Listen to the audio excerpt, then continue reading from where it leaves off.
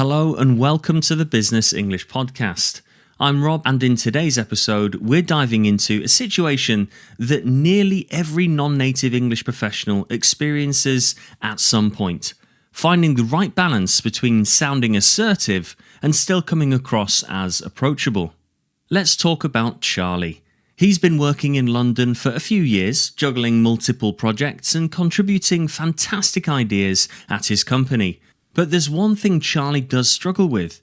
Whenever he needs to defend his position in an important meeting, he's not sure how direct he can be without seeming too blunt, or worse yet, rude. Like many of us, he's caught between wanting to stand up for his ideas and wanting to avoid ruffling feathers, especially when English isn't his first language. Now here's the question: have you ever been in Charlie's shoes? Perhaps you had to negotiate a contract, disagree with a colleague, or pitch a big idea to upper management. One moment you're certain about what you need to say, and the next you're second-guessing yourself. Am I coming on too strong? Am I underselling myself? Will my words hurt someone's feelings or undermine my credibility? This is exactly why today's episode is all about balancing assertiveness with diplomacy. Because, let's be honest, it's not just what you say in English, it's how you say it. And if you've ever worried about striking that fine line between confidence and courtesy, this episode is for you. Stay with me, because later on, I'll be sharing a handful of phrases and techniques you can use immediately to sound authoritative and approachable, especially in those high-pressure situations. We'll also talk about some common mistakes non-native speakers make, possibly the same ones holding Charlie back, and how to avoid them. If you want to shine in your next big meeting, keep listening. By the end of this episode, you'll have a clearer idea of how to maintain that professional edge without losing your personal touch. Let's get into it. Ladies and gentlemen, welcome to the Business English Podcast. Helping professionals communicate more effectively, more confidently, and with impact. With your host, Rob, from Energetic English. Let's get down to business.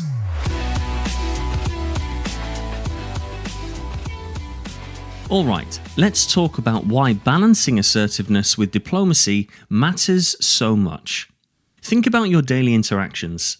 Maybe you're sharing your ideas in a project meeting, emailing a prospective client about pricing, or leading a team discussion on tight deadlines.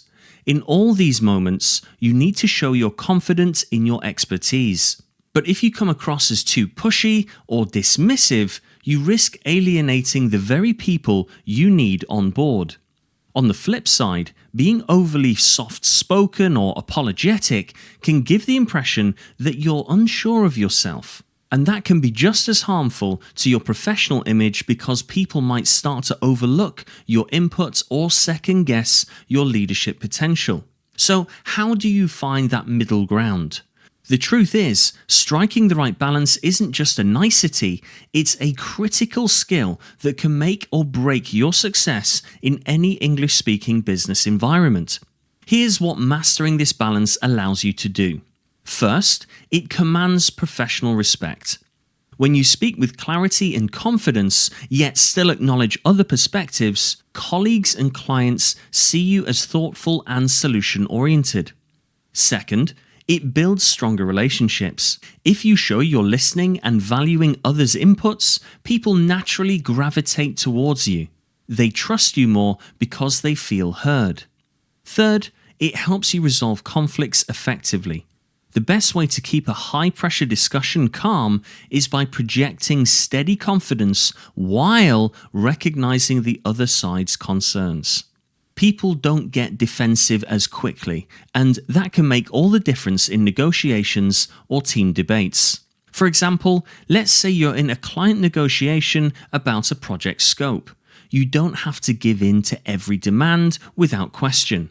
That could leave you overworked and underpaid, and we don't want that, do we? But you also don't want to shut the client down with a flat-out no. Knowing how to balance your language, I understand your perspective, but here's how we can make it a win-win for both sides, can save the deal. Or think about team meetings. Maybe someone's idea conflicts with yours. You don't want to crush their proposal outright, but you can't just go along if you believe the plan won't serve the project's best interests. In these moments, you need that perfect blend of assertiveness, demonstrating you take the project goals seriously, and diplomacy, showing you're willing to find a collaborative path forward. And if you're a manager delivering performance reviews, you definitely want your feedback to be taken seriously, but you also want to motivate rather than discourage. Speaking with a calm, steady voice and using a respectful yet direct tone can change how employees respond to your input. Still, this might sound easier said than done, right? So stick with me, because coming up, we'll look at exactly how to phrase your thoughts in a way that projects leadership and approachability. I'll also cover a few common stumbling blocks that trip up non-native speakers, because even the smallest word choices can make a huge difference. Ready to dive deeper? Great. Let's move on and uncover some practical techniques you can start using right away.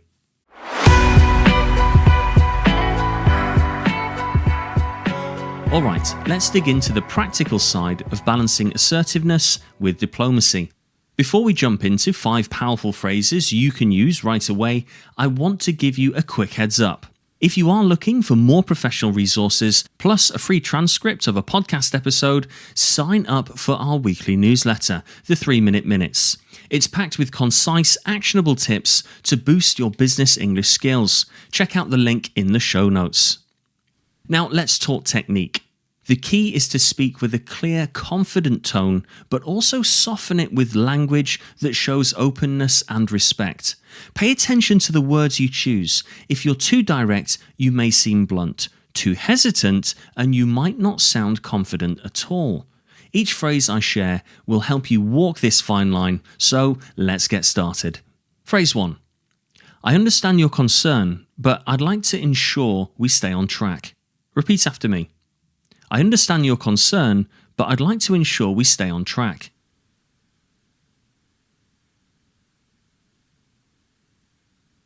Scenario.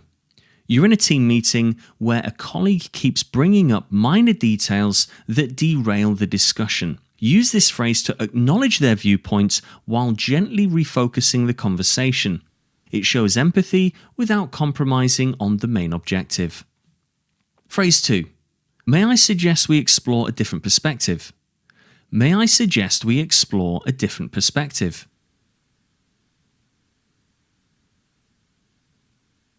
Scenario. You're brainstorming solutions, and someone's proposed idea isn't quite aligning with the project's needs. Instead of shutting them down, use this phrase to open the door to alternative ideas, keeping the environment collaborative and positive. Phrase 3. I appreciate your input, however, here's another consideration. Repeat after me. I appreciate your input, however, here's another consideration.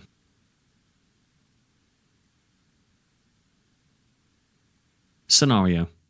Imagine you're discussing next quarter's budget, and a teammate suggests cutting costs in an area you believe is crucial. This phrase validates what they've said, but allows you to bring forward a different angle without sounding dismissive. Phrase 4. Let's aim for a solution that meets everyone's needs. Repeat after me. Let's aim for a solution that meets everyone's needs. Scenario. You're mediating a tense debate between 2 departments. They're both digging their heels in. Use this phrase to remind everyone that collaboration should be the ultimate goal, not competition. Phrase 5. I believe we can find common ground if we discuss further. Repeat after me. I believe we can find common ground if we discuss further.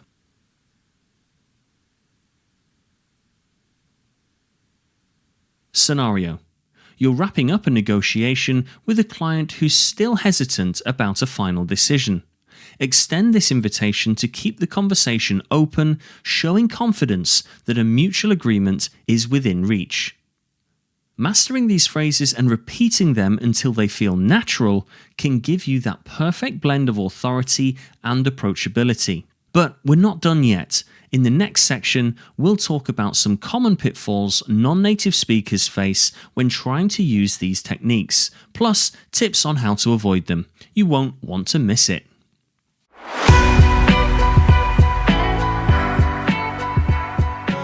Alright, let's talk about some of the common hurdles non-native speakers face when trying to sound both confident and courteous in high-pressure situations. If you're feeling like this is the trickiest part of speaking English at work, trust me, you're not alone. But stick with me here, because in just a moment I'll reveal a small but powerful hack that can dramatically improve how you balance assertiveness with diplomacy. But first up, overusing apologetic language. Saying "I'm sorry but" or "maybe we could" too often can make you seem uncertain, even if your idea is fantastic. Next, sounding dismissive is just as risky. If you jump in with a harsh "no, that won't work" or brush off someone's opinion, you'll come across as abrupt or even rude. And don't forget the power of your tone. If your voice rises sharply or you speak too fast when stressed, it can suggest irritation or impatience. Now, here are some tips to dodge these pitfalls. Number 1, watch your intonation. Stay calm, speak clearly, and avoid letting your voice pitch upwards in a way that might sound annoyed or overly questioning. Number 2, use non-verbal cues wisely. Maintain comfortable eye contact, nod when others speak, and keep your posture open and relaxed. It all sends a message of confidence and respect. Number 3, pause briefly before responding. This tiny pause not only gives you time to gather your thoughts, but also prevents you from speaking too quickly out of nervousness. And finally, number 4, practice, practice, practice.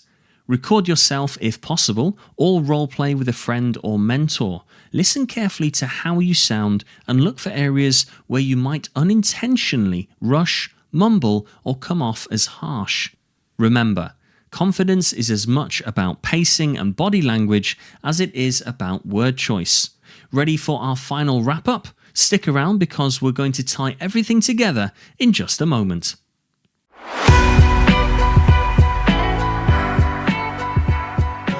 That's it for today's episode of the Business English Podcast. But before we wrap up, let's quickly recap. We dove into the importance of balancing assertiveness with diplomacy, explored some real-world situations where it matters most, and walked through 5 practical phrases you can start using right away. We also uncovered common pitfalls like apologizing too much or sounding dismissive, and shared tips on fine-tuning your tone and body language. Imagine being in Charlie's shoes again. The next time you need to speak up in a meeting, present a critical idea, or negotiate a deal, you'll have these strategies in your back pocket to sound firm but friendly. If you found today's content helpful, don't forget to sign up for our newsletter, the 3-Minute Minutes, for more quick and powerful insights, plus a free transcript of an episode. Now, here's your challenge. Choose at least one phrase or tip from today's episode and use it in your very next professional interaction. Notice how it transforms the way people respond. And stay tuned, because in our next episode, we'll be tackling another high-impact communication skill that can take your business English to new heights. Until then, keep practicing, stay sharp, and of course, keep it strictly business.